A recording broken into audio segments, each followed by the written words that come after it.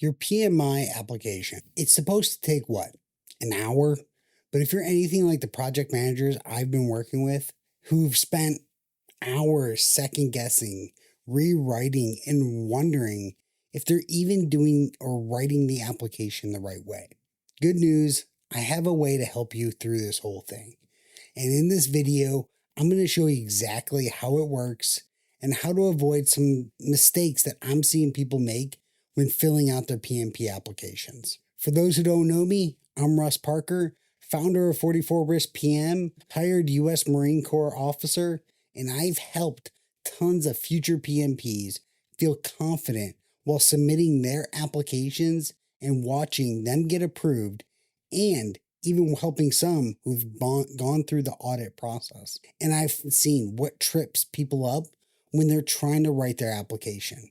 So today, I want to show you why the PMI application feels so imitating and confusing, but how to get it done faster, cleaner, and with a lot less stress. All thanks to a tool that I've built just for you, but more on that later. But first, why does the PMI application feel so confusing? See, the PMI portal, it's going to give you multiple boxes, some vague instructions, and they want your experience mapped to the domains of the exam content outline. But they don't really explain any of that in clearly. So you think that you're trying to write a resume, you're trying to write a job application for something.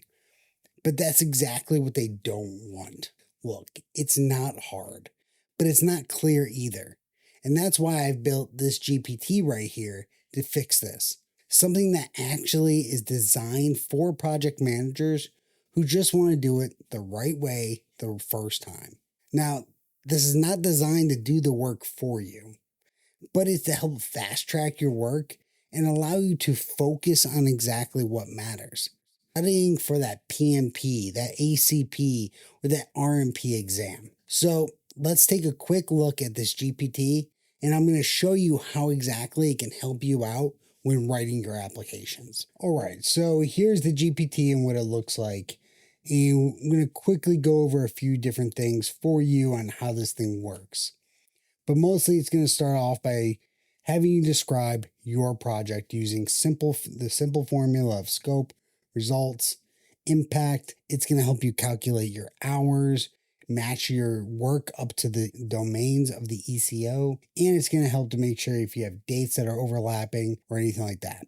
This isn't just a writing tool. It's like having myself or a mentor looking over your shoulder, showing you exactly what PMI is looking for when writing your application. Big note, this thing is not built to actually write the application just from nothing.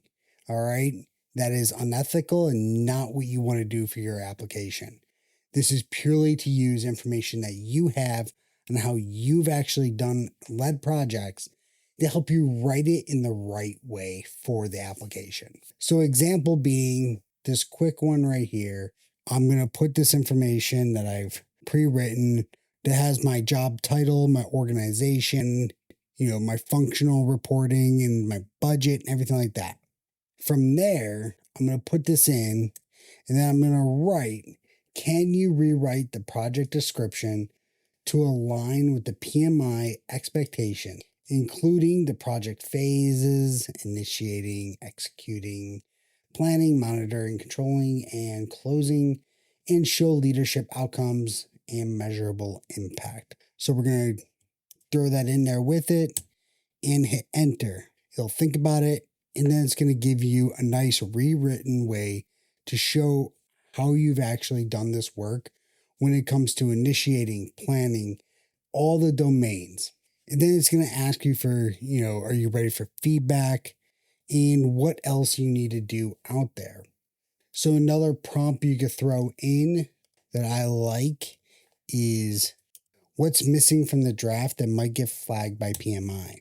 So here it's telling me that I have vague or operational language, lack of PM terminology, because on your application, you want to make sure that you're using PMI terminology, not the terminology that comes directly out of your organization. So you can go through here. Obviously, this one came up with 5 different flags. And those 5 different flags are going to give us areas that we can actually adjust and fix our wording. Another example, can you check the summary for PMI red flags or missing information? So we're going to throw in a different description similar to the one we just had and see what it pops up here. So obviously here it says title doesn't reflect the project's objectives because new system rollout is pretty vague. So you want to make sure that whatever description you're giving, it's, your title, make sure you're giving a little more oomph behind there. Implementing of online permitting system is an example it's giving, or rollout of agency case management software. Be specific so that way whoever's looking at your application knows exactly what you've done. It has missing process group coverage, weak leadership language, no outcome or metrics, and overlapping projects not framed clearly. So as you can see, you got different ways that you can examine your application to make sure that you're putting in the right language. You answer the prompts, you put the information in there, and it's going to help spit you out some language that makes you fully prepared to write your application during the first try with no problems. Also, in all the resources I'm going to give you with this GPT, I also give you a spreadsheet that's going to help you if you get audited. Something we can talk about in probably a different video. All right, so that's a quick overview of what the GPT actually looks like. So let's talk about those 3 mistakes that I commonly see in applications and how this tool can help you avoid them.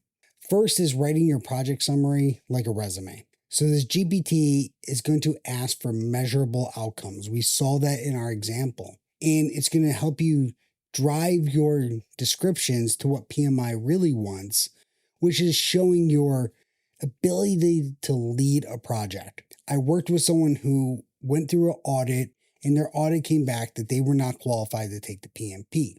And that really came about with the fact that they hadn't actually gone through the whole process of leading projects. Now, that is nothing to do with how they wrote the actual thing. It's just more the fact of they couldn't describe it.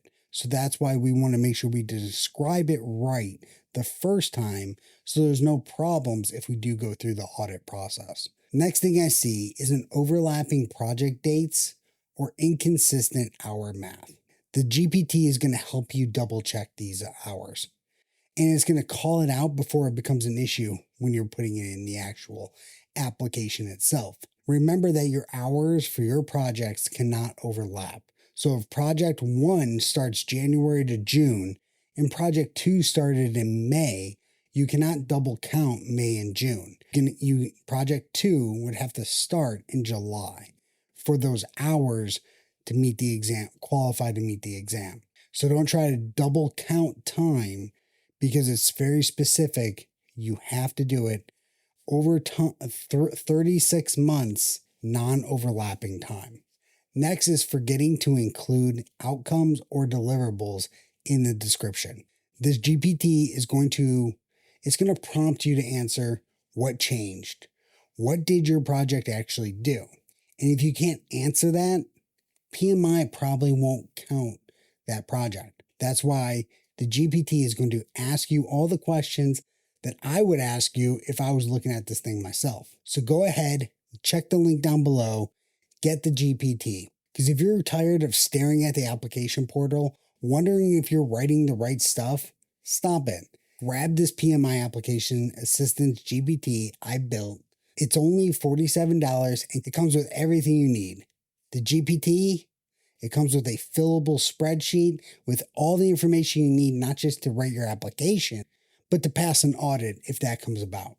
And once you're done filling it out, if you really want to, I also give you an option out there for a full review plus audit support by me, just in case you want a second set of eyes and someone to help you before you hit submit. Again, check the link below, check it out. Let me know your thoughts. And if you're really interested or if you're just really stressed, look, project management, it's already stressful. Your application doesn't need to be too. Again, check that link in the description, grab the tool, fill it out with confidence so that way you can get back to what you do best, leading your projects, and in your free time, studying for that PMP. And if you want to learn more about some of those top mistakes that I see people make in their PMP applications, just go ahead and check this video out right here. And don't forget to subscribe to this channel if you want to hear more about project management, risk management, and leadership. Thank you. I'll see you next week.